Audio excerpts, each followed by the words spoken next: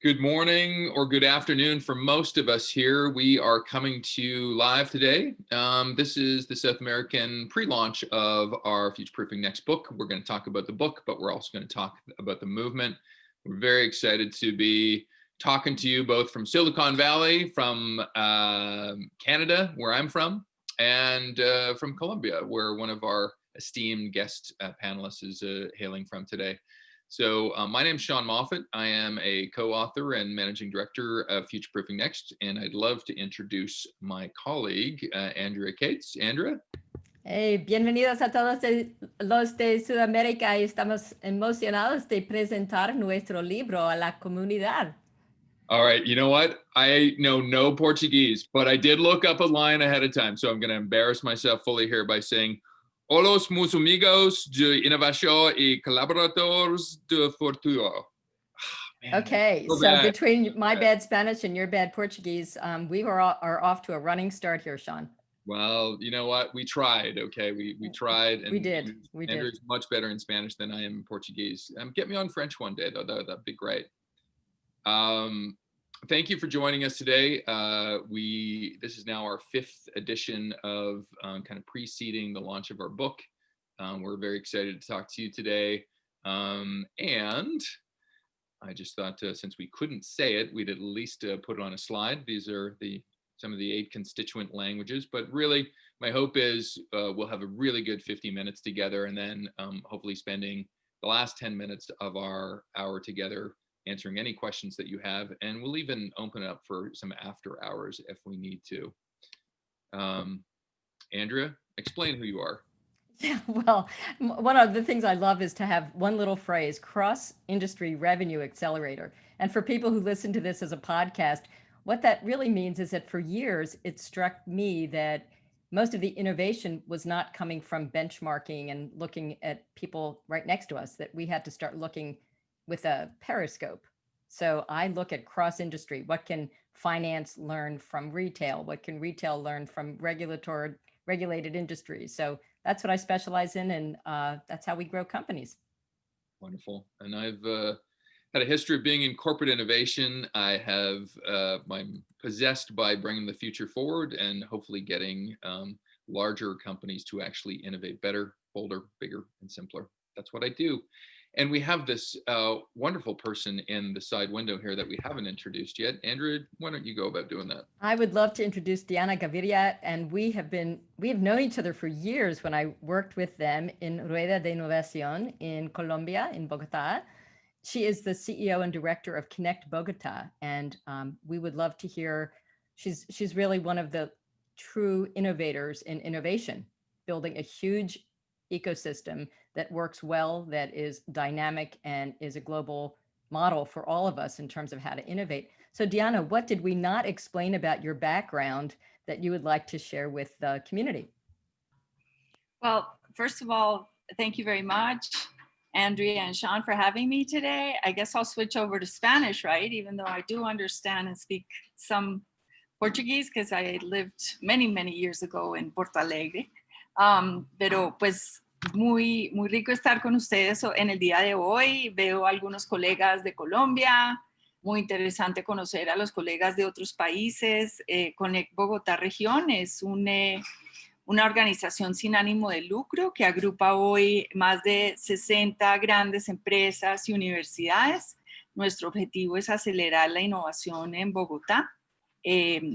Nuestras grandes fortalezas son la innovación abierta y la colaboración entre empresas y universidades.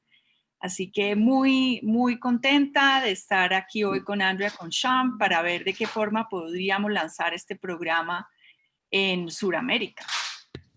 Muchas gracias. We were just saying before that the last time we physically saw each other, I thought was last summer when they brought a huge group of empresas, líderes de empresas de Bogotá to Silicon Valley. And then we realized, no, it was pre-pandemic. It was actually 2019. So I sort of lost a whole year. She has been a huge ambassador for global innovation and brings, a lot of people together. So I have a quick question for you, Diana. They're on the screen, but as we are getting into the conversation on why we develop future proofing, and you can answer in Spanish. We did this before where I would speak in English and you would answer in Spanish, and that was just fine. But, where's the struggle right now in South America, particularly because we've been doing these around the world? Where's the struggle in terms of innovation for leaders today in either in Colombia or in South America? Well, I'd like to, empiezo por decir que creo que digamos, la urgencia post-COVID sin duda nos abre enormes posibilidades de repensarnos. Lo que antes era una situación donde muchos decíamos nice to have, ya es una urgencia y creo que lo hemos visto. Sin duda hay temas regulatorios que nos afectan a todos. Las inversiones por parte del sector público difícilmente jalonan las inversiones del sector privado que muchas veces se ven en Europa y en otros países. Y claro, somos sociedades jerárquicas que a veces no generan la cultura suficiente para la innovación, y si bien hay líderes espectaculares, ahí veo a Carla Linares de Team Foods, que apropian esto en toda la organización. Falta mucho más que las juntas directivas y que los CEOs de las empresas realmente, digamos, internalicen la innovación como una prioridad estratégica para sus organizaciones. Pero quiero dar un mensaje de esperanza. La verdad, hemos visto que curiosamente el COVID lo que ha propiciado es un interés creciente y una urgencia alrededor de la innovación. Well, I'll do a very quick summary of that in my version of what I heard. So what I can also do English if you want, but go ahead, Andrea. Okay. Your Spanish has progressed tremendously. Okay, so I'll try because especially for people who are in the English part of our future proofing community, what I liked about what you said, and I'll say it and then I'll comment, is first of all, I think this notion of it used to be a nice to have and now it's a must have, and especially post COVID. One of the things that's important is that innovation was kind of, for some people, kind of a luxury. And now it's something that whether you're a private organization, public, government, whatever, it's really important to get skilled at this because we don't have a choice. And then I'm not sure that I understood all of the questions about the hierarchical piece. I might ask you to comment on that. But I love the fact that you commented at the end on hope, esperanza, that there's this feeling that there's a future ahead that could be brighter, and that the leaders and people, and we call it the future proofing community, but probably the global community, and of course in South America, can bring hope through results and we think through innovation. Diana, what did we miss? Well, I mentioned the regulatory aspects of our countries, which inhibit innovation, and how it would be interesting to see what innovative models there are between the countries, because I think we have a lot to learn. But I was talking about how our societies tend to be a lot more hierarchical, and how, there are leaders, and I was mentioning Carla Linares belongs to Team Foods, who has an extraordinary leader that understands the importance of the strategic importance of innovation. But that's not always the case. And we need to work a lot more with boards of directors and the CEOs so that they understand and bridge the gap between innovation teams within their organizations and the strategic level. And just to say that, of course, it's so important not only to have the tools, but I think this program opens up an opportunity to have cross-industry and cross-country innovation, which would be wonderful. I think that's great. And we'll come back to ask you to comment on some things in a few minutes after Sean and I go through a little bit more of the backdrop. There's one more point though, which is, you've been sharing some really great examples, and not just in Colombia, but we also want to mention that we just gave a presentation about so many unicorns coming out of like Brazil, and we work a lot in fintech and future of work, and there's just lots of, a lot of good leadership and inspiration in many places in South America. So we welcome people to put in the chat. Hey, we just saw someone's here from Chile. Put in the chat some areas where you'd like for us to see that there's some great innovation happening, so that we get better at understanding some of the great examples in South America. So we welcome that in the chat. Back to you, Sean. Well, Deanna, I thought the observations, what I could pick up in Spanish was really good. And I think some of the issues around the board were quite interesting you bringing up, because I think it's probably an issue around the world in terms of having board members that are really steeped in innovation and having an appetite for it. But yeah, it's interesting. It's here as well. So it goes without saying, we want to thank the community that's joined us live today. We are recording this as well. And so we expect to get this out to the hundreds of people that have actually got in touch with us over the last month from South America. Just really, really interesting people that have reached out to us. So I'm looking forward to continuing those relationships after this webcast. And we did run across an interesting stat, and maybe this is one where we can get Deanna to weigh in as well. 87% of people in South and Latin America countries believe that encouraging innovation is crucial for the future economic growth and job creation in their country. And that was across a wide span of different countries in South America from the source that we got it. Deanna, I'm just curious, if you talk to a person on the street in Bogota, would they say, of course we should be more innovative? Or does this research strike you as odd? Yo creo que aplica a grandes empresas. No estoy segura que las medianas y pequeñas lo tengan tan internalizado, ni la gente del común. Lo que uno sí ve es que hay un boom del emprendimiento que no había hace 10 años en nuestros países. Y los jóvenes hoy ven el emprendimiento como un camino. So I don't know if you got that, Sean, but basically what I'm saying is that large enterprises have it very clear, or at least they're working towards being more innovative. Small and medium companies would definitely not understand, the urgency of innovation unless they're very special, and that even though maybe the normal person out on the street wouldn't really understand it, we have seen a boom of entrepreneurship in the last 10 years. All over Latin America. And, well, certainly from my Canadian vantage point, I'm quite, I don't know if envious is the word. We have a good startup culture here in Canada too, but just versus what Colombia's entrepreneurial system looked like a generation ago versus now. Certainly it's caught us from two or three borders away as being really impressive in terms of just the meteoric rise of entrepreneurship and innovation. So anyway, you're doing something good down there, Deanna. Mm-hmm. And also Brazil, Chile, Argentina. I would say most of the countries are seeing the same phenomenon. We thought we'd ask, we'd like to try to keep these things as interactive as we possibly can. And if you do have a chance for the people that have joined us live, if you could put in the chat box just what you think is either the biggest challenge or opportunity you think South American businesses face in terms of innovating. We're calling it the innovation soapbox. Tell us whatever you'd like, and hopefully, Andrea, we can tabulate some of these in a couple of different slides and maybe discuss them toward the end. So I'm going to keep moving here. We have a book. We have a book that we've spent a lot of time, a lot of energy on. Be launching February 16th, launching the physical book on World Book Day, March 5th. This is what the front cover looks like.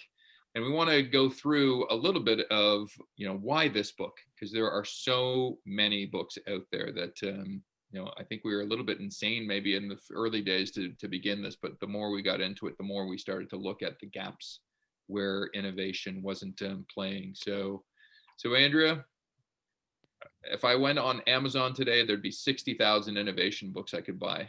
Why ours? One of the reasons why ours is exactly because there are 60,000 innovation books. There's a Borges short story that I love that is about a library of Babel where there's every single book in the world and there's no index. So there's so much written about innovation. There's so much good written about innovation. And there are two things about it. One is that some of it is for a different time. When I think about the year 2000, the problem was, people didn't know how to generate an idea. People didn't know what design thinking was. 20 years ago, it was really kind of a new idea that we even needed to think differently because we were so good at business execution. And now that's not our problem. We have lots and lots of ideas and they're coming at us so quickly and everybody knows the basics that we didn't used to know. So ours is the first time that we're taking a 2020s look at what's needed, selecting what's required from the good stuff from before, but a lot of original thinking that we've put on so that it's a one place to go book. It's the one place to go today, end to end, to get at the four things that we'll talk about later that are really critical for innovation to be working and to get delivery on innovation.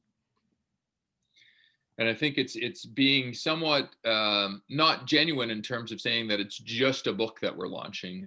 Along with the book, we are launching 12 distinct other things alongside. So we like to say we're kind of starting a movement. We think innovation can perform a lot better.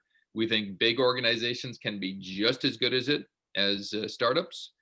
And we're trying to create a global movement. And thus, in some respects, our meeting today in South America, we want to have this spread across the world. And we'll talk about some of the different ways to participate and things that we're launching in association with the book. Andrea, this is what the book looks like. Any comments in terms of just explaining what we've crafted here? Super important is that these are tools that are different. Like a lot of people know the business model canvas, for instance, and a lot of people know some of the SWOT analysis and basic signs and posters that have been on our walls and our whiteboards for years. So our new point of departure is that we actually equip everybody with new tools. And when you have new tools, you can think about things differently. And one of the things I love is that this is a book that is 50% writing, 50% drawing, that you get tools as well as narrative. And so it's supposed to be, we call it not a book because you don't just read it, you use it. Wonderful. And I think we have a much longer list. Sometimes we call it innovation blackjack. That we have 21 reasons why we wrote the book. You can actually go see it at the link down there. But if I was to summarize, here are the four things that you're going to get out of this book. One, it's not a rant, but it is a manifesto. We have declared and put our flag in the soil. We think there is a future in a world beyond innovation.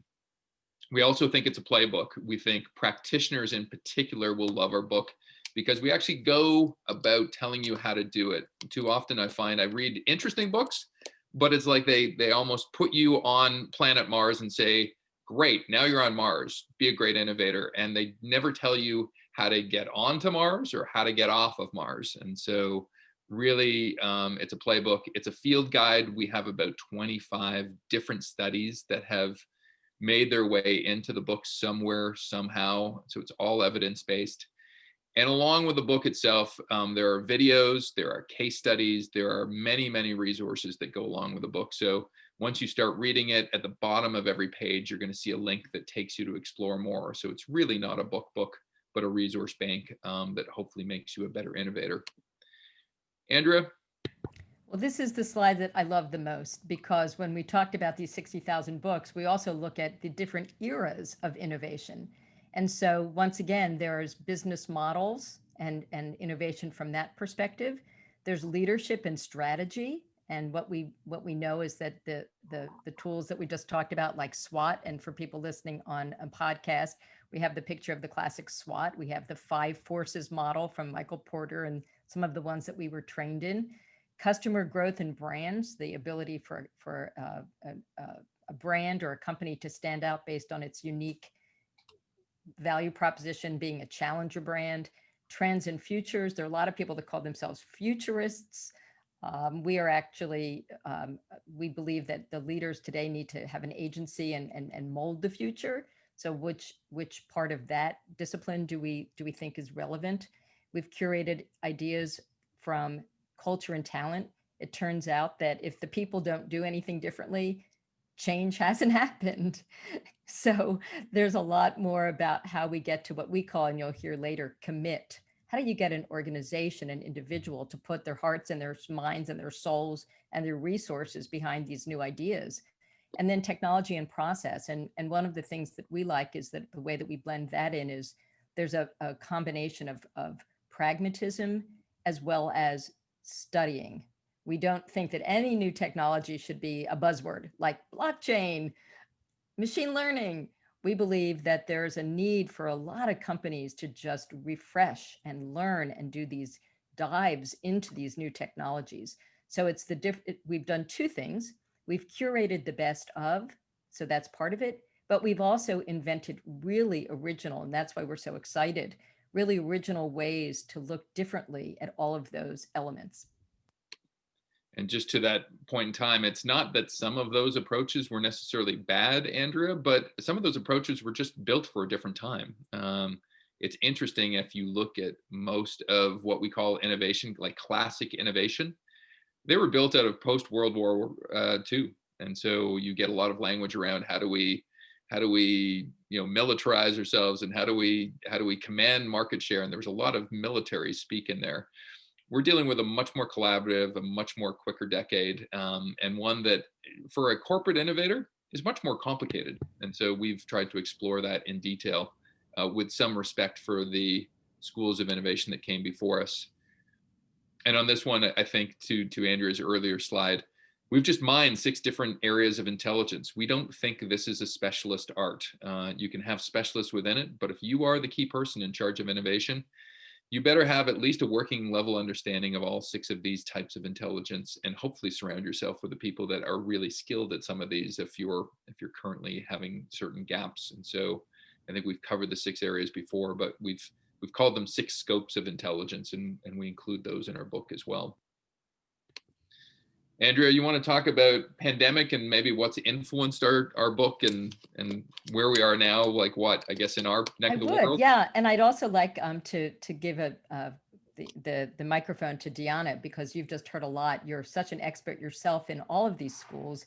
We've also had a chance for you to experience we've actually field tested a lot of this with you and your groups, because we've been field testing probably for 5 years. So some of the work we did together in 2019 had these elements in it, and you've had a chance to experience it. So before I talk about the pandemic, Diana, anything that you'd like to insert about why a good, tell us what's wonderful about the future-proofing approach.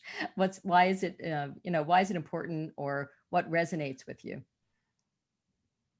Bueno, Andrea, pues lo que encontré de la metodología que me pareció muy interesante fue precisamente que de una manera práctica y muy amigable tenemos acceso a todas las diferentes metodologías.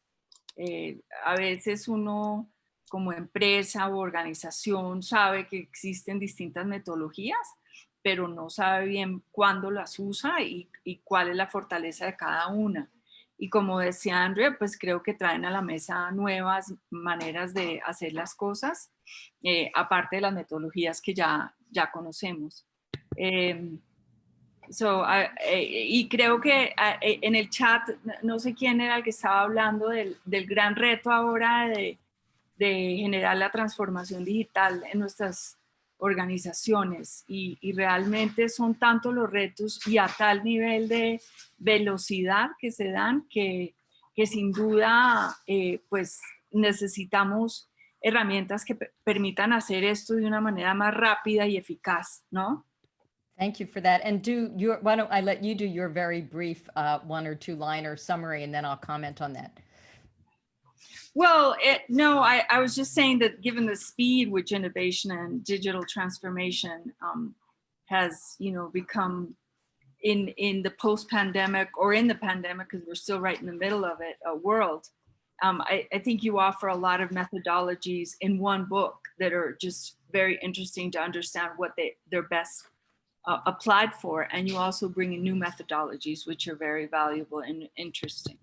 Thank you. And I like the way that we've thought of it too. And I think we share this notion of being efficient and organized, because a lot of people know everything and they've gone to 1 million courses, or they've learned so many things, read so many books, but where to get started and what's the roadmap?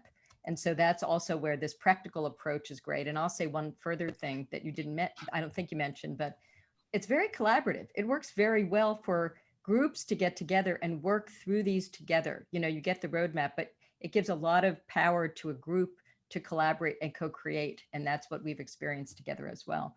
So thank you. And I'll now go back to this question of why transitioning from that into, pandemic proofed why we're actually quite lucky that this book is coming out post-pandemic. So a lot of people say, oh, it's the new normal, or things are, we're doing a radical reset. We've heard all of these, now they're cliches. But in point of fact, one of the things that the pandemic has done is it's underscored the fact that these accelerated innovations that Diana was referencing, the sense of urgency of innovation, it's in front of everyone now. There isn't one company that hasn't had to figure out, if they're in retail, how to do that, if they're in payments, what to do, what the future of work looks like, how to be global, et cetera. So I think we're really fortunate that we are not tone deaf. This is the opposite.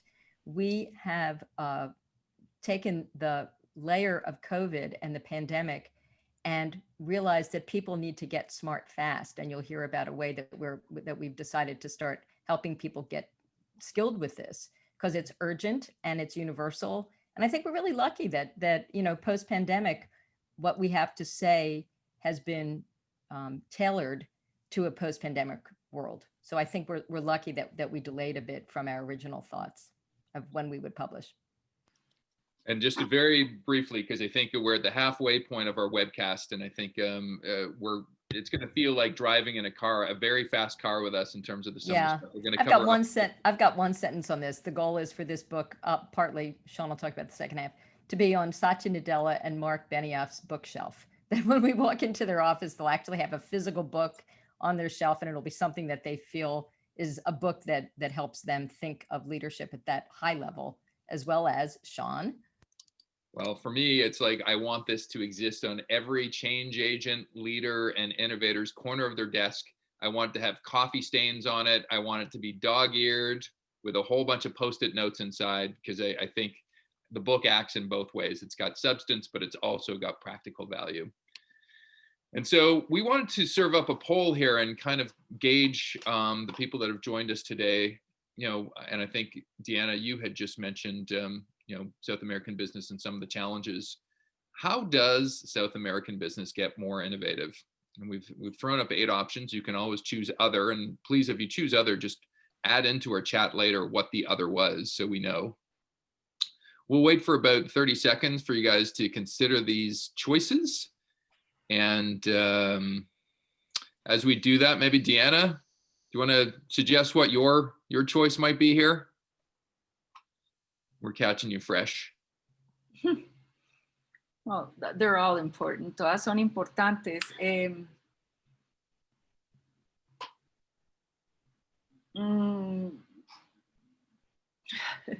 It's tough, right? Yeah, I'm having a tough time choosing because they're all important. Okay. Maybe I would say flexible decision making and higher empowerment. Yo creo que el tema de la cultura en nuestra región, sin duda, es algo que hay que manejar, el tema del talento. Estábamos hablando que en América Latina el tema de la aversión al riesgo es grande entre las empresas, ¿no? Y creo que pues eso tiene que ver mucho con nuestra cultura. Entonces, en la medida que los empleados se puedan empoderar más, clave. Y mira, I didn't hit it because everybody talked about more education. So.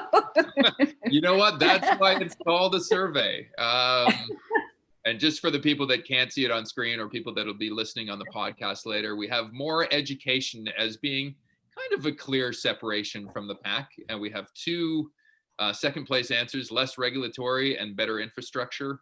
And then we'll shine a light on flexible decision making, because Deanna, our guest, mentioned it, and it did finish in 4th place. So you're not totally out of step with the rest of the continent, Deanna.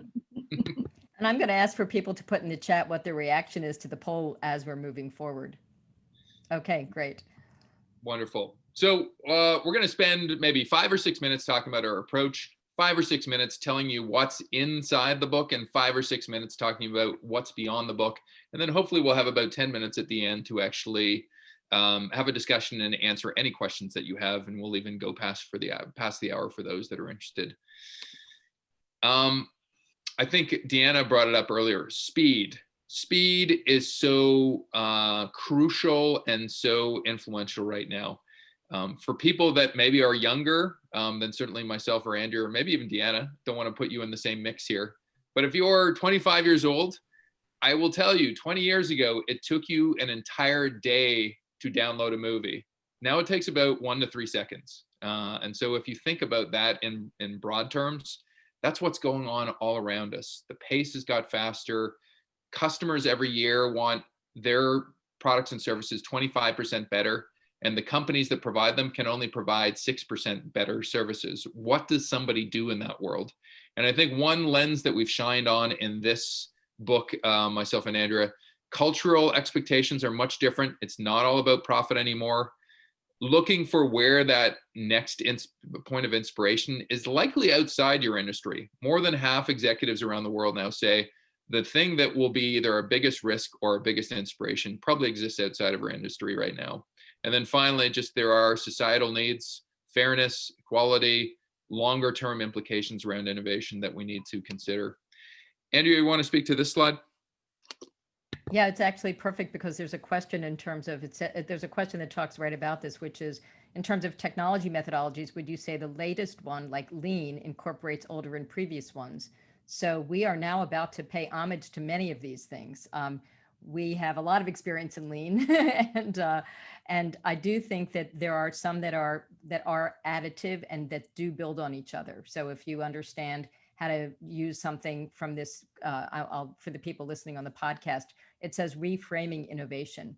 So there are many ways to reframe, looking at things from a Lean perspective, which includes empathy and experiments. That's absolutely de rigueur. I mean, it's absolutely important for us to have that mastered. We also have lots and lots of other ones where you can say, we're stuck. How do we get to the next idea?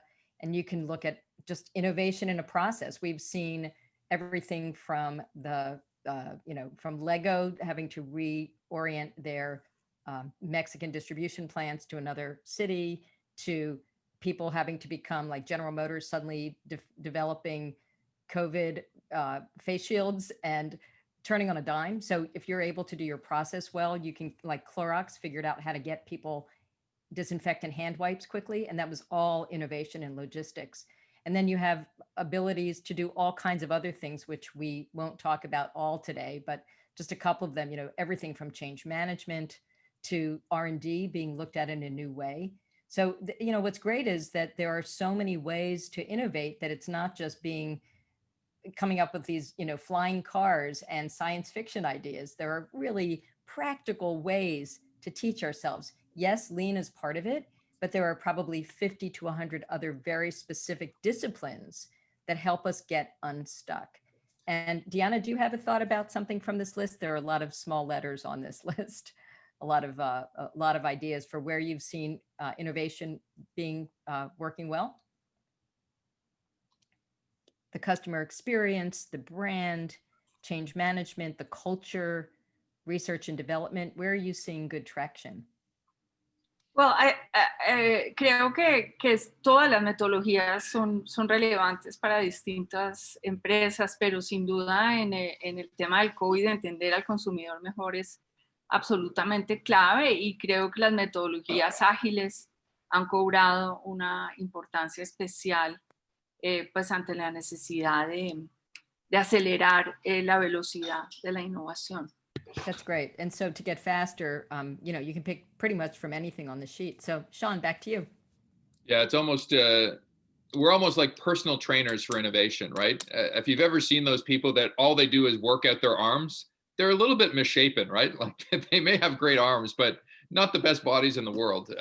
This speaks to the fact that, this is the full body workout of innovation. I don't know if South Americans are familiar with the story of the three bears and Goldilocks. And so Goldilocks the bears used to go, this porridge is too hot or this cold. We like to be right in the middle on a lot of things. We find oftentimes innovation looks way too far out in the future or way too just right in front of their face. It's never flexible enough. It doesn't balance left and right brain. I know one thing in particular that perhaps it's true of South American companies too. There's a lack of ambition and stretch. We try to achieve what we know we can achieve as opposed to what we want to shoot for and don't know if we can achieve from the get-go. And our book, as mentioned, covers off both the very starting point, how to get started with an innovation team, and speaks to how do you create an organization 3 years down the road after you do all this good stuff and create a culture of being really good at it. And so just quickly on this one too, this is evidence-based. We have done this with, and it's been informed by 13,000 teams, 25 studies, 50 schools of change. And we've looked at 250 of the best companies in the world that do this to inform what we've done. And Andrea, I'd like to, this is kind of like maybe the most important slide in our deck. So I'll serve this one up for you. Yeah, and I'm going to do it quickly, even though it took years and years of data to get simple. So what we've learned is that it's a 4-part process that's really what's keeping people back. And what we did is we tried to answer the question of why isn't innovation fulfilling its potential? Why are so many people saying, well, innovation is really, really important, but we really don't feel as if it's giving us the payback we expected? Well, some of that is an unrealistic expectation. It's not everything, but we do believe that there are 4 words that guide our book and guide this methodology. And the first one is the ability to see.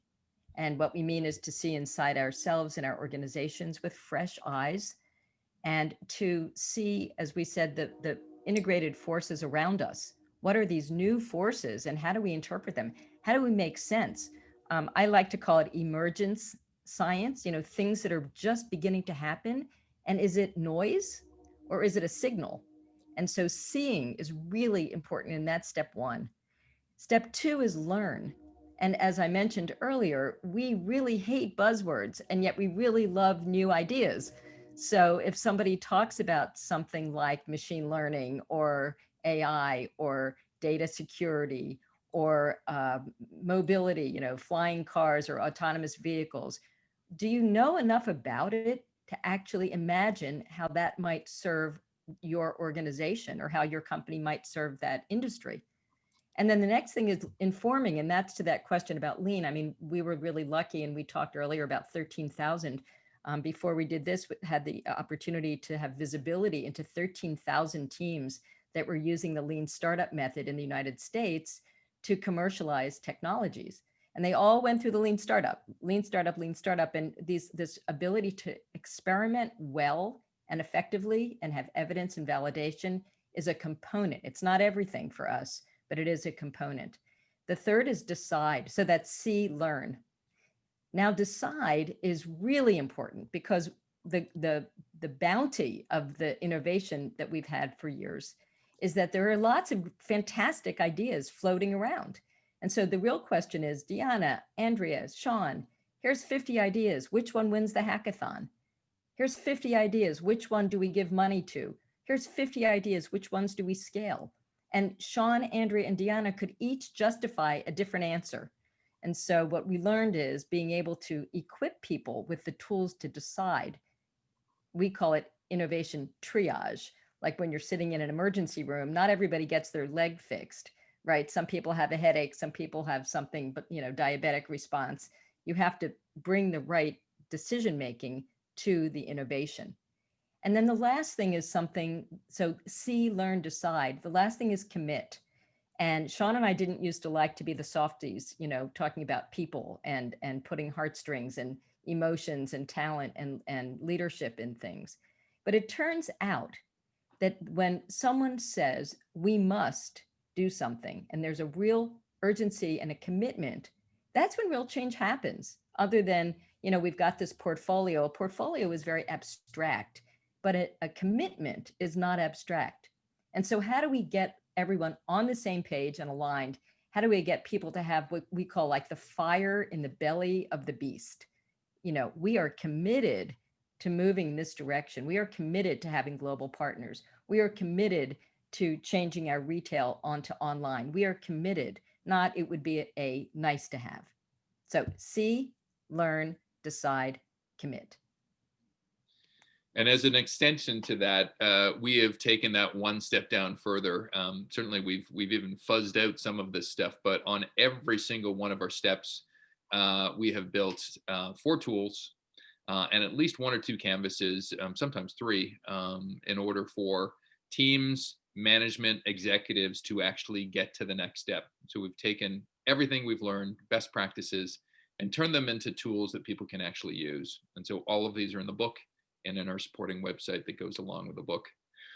And so we thought we'd pause for a second here, maybe have a quick chat with Deanna on just, you've seen See, Learn, Decide, Commit. These are some of the challenges that as a change agent people face. Maybe in the chat box, leave some of your own ones that you're looking at, and perhaps toward the end of our webcast we can answer some of them. But Deanna, just, do you see time and time again businesses struggle with one or another one of these challenges?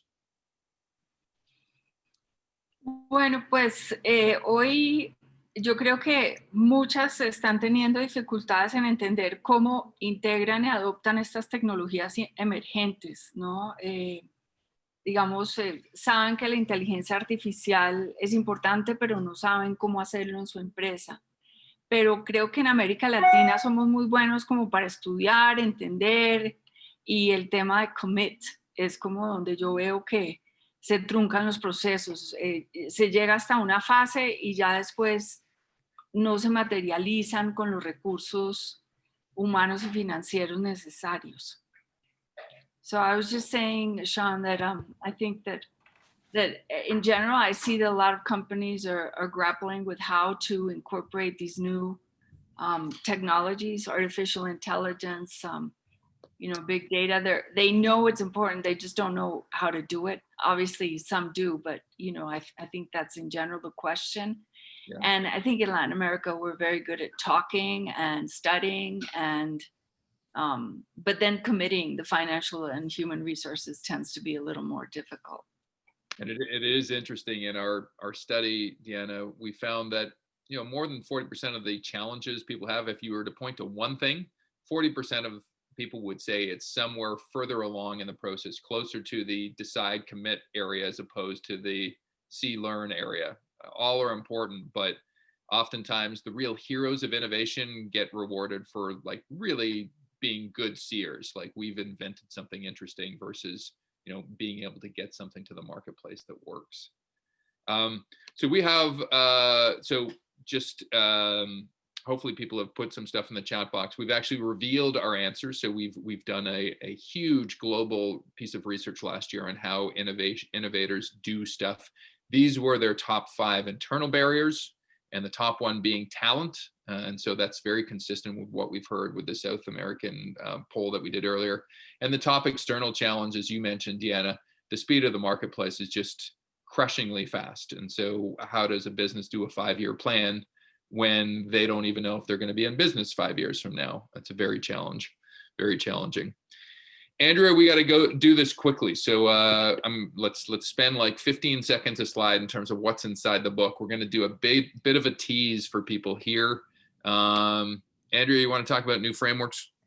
I'm going to be really quick. Every single thing that you see is in the book. And so these are tools. And if you're on the podcast, it's a way of, the first one that we'll look at is an assessment with some sliders where you can look at where are you now and how do you believe you need to progress? So is it product expansion, experience, transformation, business model, ecosystem? And so it's a way for you to take a pulse of yourself as a leader, your team getting on that same page, your company. Cool. Completely new frameworks. Not only are there new frameworks, but we have quizzes and tests and audits and worksheets. So it's not just, please learn this. This is, how does this live in your business? And so we have at least 10 of them within our book. This is one that, Andrew, I think of anything you've posted on LinkedIn, it probably got the most traction ever. It's kind 60,000 people in one day. So people like to figure out, you know, and it's true, every single company has their predominant innovation personality type. Which one is yours? It's inside our book. Andrea? Yeah, these are more tools. And basically what I like to say is diagnostics, because innovation's been kind of fluffy and you don't know where you are, and it all feels like, oh my gosh, it's overwhelming. Oh my gosh, we're finished, somewhere in between. So these are specific tools that you're seeing now that are diagnostics. They are ways to have a Monday morning meeting with your team, and you get to use them. It's like we used to use business model canvases as a way to get people literally on the same page. So these are new pages to get on the same of. As mentioned before, we've already shared one already, just different landscapes. Sometimes in order to figure out what the right thing to do is, you have to go wide and see what the full landscape of something is. And we have at least 10 of those inside our book or around our book. And associated with that, we've also explored 20 different industries, and we've looked at the future of anything from finance to transportation to the future of the home, and in this case, the future of work as well. And Andrea, can you speak to some of our case studies? Yeah, so I hate a lot of case studies. I've been teaching at universities and accelerators and incubators and all of these, for years and years and years. And case studies, as Deanna were saying, can be very academic.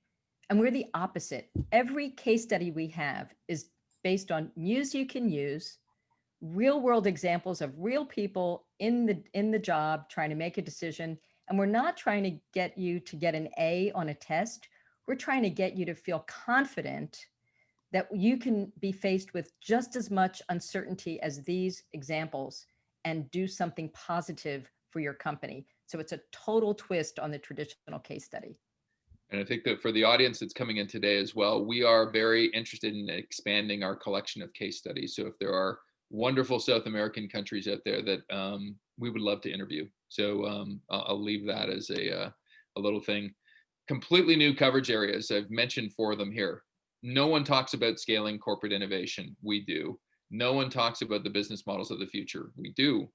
Future-proofing leadership skills. What are the skills that leaders need in the future? We've covered them. And we have 2 different audits. One is a personal future readiness audit, and one is a company future readiness audit that explores the 22 factors that are very, very important for companies to get right. And so completely new areas. This is what it looks like. And by the numbers, just people for the right brain of us, right brain, left brain of us, people do like numbers. This is what's inside the book. Now, Andrea, we got 10 things to explore in the book. Let's see if we can do this in a sprint. But I really want to give you the microphone in terms of one of the first things that goes beyond the book. So yeah, there's only one thing that I want to say is that Sean and I each wrote a book a decade ago, or a little less than that. But we each wrote a book that was individual with our own ideas. The reason we're calling this not a book is that actually the book is the beginning, right?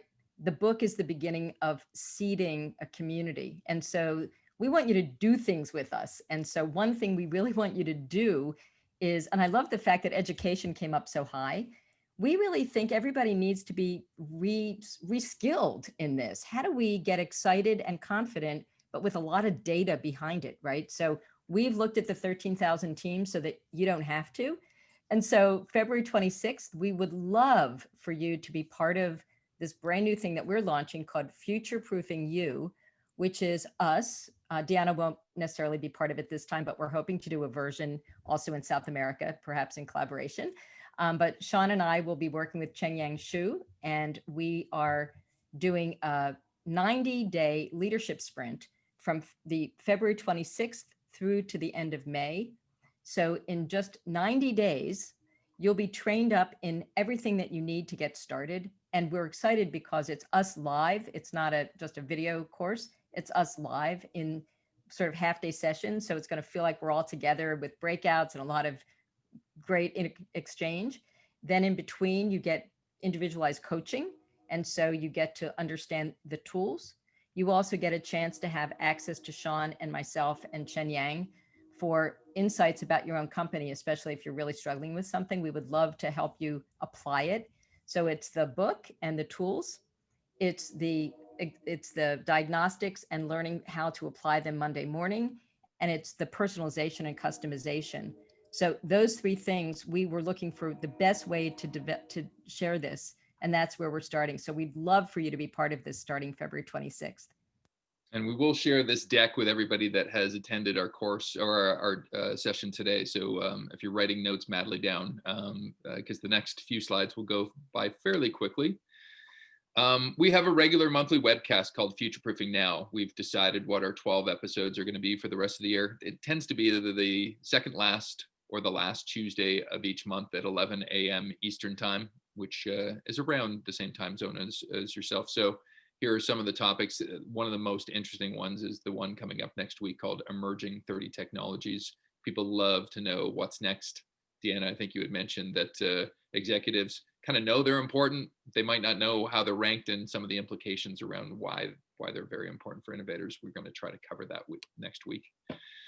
We have a global book tour. This is part of it. Our next stop after South America is Africa. So if you know great innovators in Africa, we're coming there February 16th. But as well, I thought we'd list down other episodes that we're doing over the course of the rest of 2021 that are for specific functions. Central America and Mexico in July, and then for different C-suite functions, including board members as one of our last ones of the year. We're launching the Futureproofing Awards. March 30th is our nominees. June 8th, we'll award the winners. And so we want to recognize the best in the world. Maybe there are some South American companies that make it onto our list. We have 2 different decks of cards that we'll be launching later in the year. One's called 88 Triggers, which is a fancy of Andrea's. There are 88 questions in terms of great lines of inquiry. And we've also got one that are the 52 top business models of the future. We do a lot of research. We're doing 4 legs of research this year. The first one's coming up, Emerging 30 Technologies. We explore deeply customers, future of work, and AI later in the year. So if you want to become part of our research pod of people, please join us. We have a lot of different keynotes. Not surprisingly, our book and the topic of our book is our most popular one, but we have a ton of different keynotes that we do every year, myself and Andrea. And now they're all digitally delivered. We have a lot of different solutions. We call them ankle, waist, chest, and head deep solutions, but all told, we do 16 different things with clients. So unlike some authors that we know, we actually stay honest and we actually do some of the work ourselves too. And if you're looking at this going, wow, this all sounds so amazing, I'm wondering if there's a group that I can actually collaborate with and join and look at this stuff every month. We do have a group of champions that we're calling Futureproofing 66. And so they're a group of global ambassadors that we're looking to do a wealth of different interesting things over the course of the year. So please go to Futureproofing 66 at our website. And if you think it's interesting for you, join our club of champions. And the final thing is we have a great newsletter. We can't claim it's the smartest newsletter, but we say it's possibly the smartest newsletter. We get that out twice a month, and we'd love for you to subscribe and connect with us at futureproofingnext.com. And we've also got Getting Involved Beyond Our Book also online. So that was really quick, I know. Andrea, what's the key message takeaway before we break and maybe pause for some questions from our audience? Well, for me, the message is, I'll try it in Spanish again. So, gracias a todos por ser parte de la discusión de hoy. Because if you're part of the conversation, you could also be part of the community. And we are literally trying to get to seed a lot more of this conversation around the world. So that's, to me, the message takeaway is this is us. This isn't a book on a shelf. This is us doing the work together. And Deanna, do you have some last thoughts, messages, and observations? I guess, Andrea, that it would be wonderful to create a Latin American community. I think we have a lot to share between companies and sectors. And you know, it'd be really exciting to see how we can launch a South American program. We would love to do that. And someone just said that they can't find the book on Amazon. Sean? This is a preceding thing. We are launching February 16th. So, and according to really good book publishing rules, they say that you really shouldn't get too far out in advance of your launch date in terms of posting it online. So we're trying to take the best advice. We do have your name in the database as well. Some of the links that we've pointed to you on here allow you to get to our VIP list as well. And so this is our simple promise: better, bigger, bolder, simpler futures. Remember, if there's anything that you heard in this presentation, it's, Andrea? See, learn, decide, commit. And we do have the semi-permanent tattoos. If you're interested, you just call us. See, learn, decide, commit.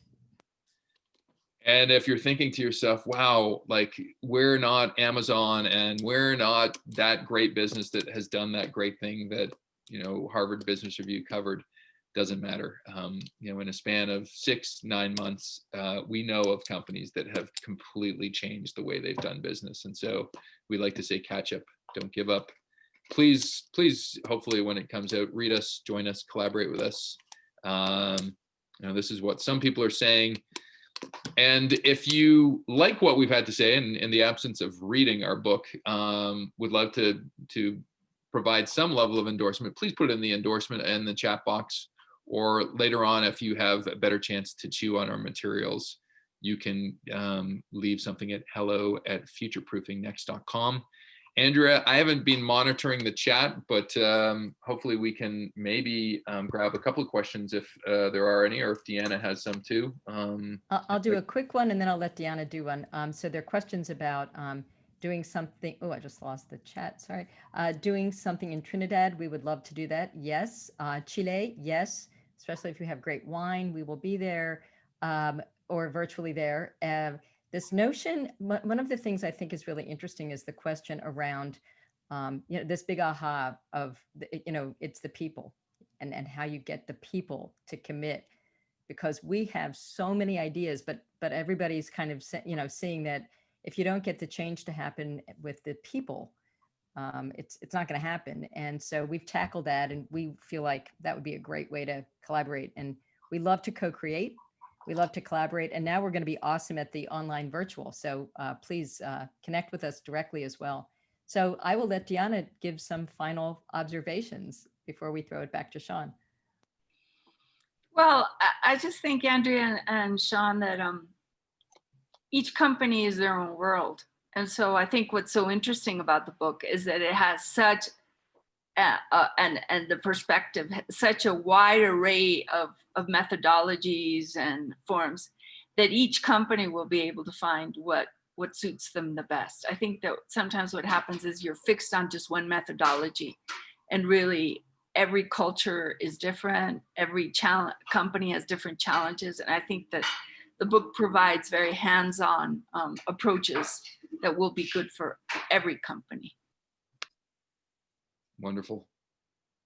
Really good parting thoughts. I also wanted to, one of my colleagues, Fabian, has left a message about, if a challenge is societal, don't assume the situation is to design new products, services, or experiences. And I couldn't agree more, Fabian. We'll probably have many debates in the future on other things. On that one, we very much agree that, I think it's as much about configuring things now as it is inventing things. And that's part of the reason why we've explored innovation so broadly. So Andrea, we're willing to stay online, but I think for the sake of our recorded webcast, we should probably get people out on the hour. I want to thank everybody that joined us today, the people that signed up. You'll all receive this presentation. We all hope to connect with you. Certainly give us a shout at hello@futureproofingnext.com. And remember, the book date will be February 16th, the launch, and then the hardcover book, which you always like, is March 5th as well. Andrea, last few words.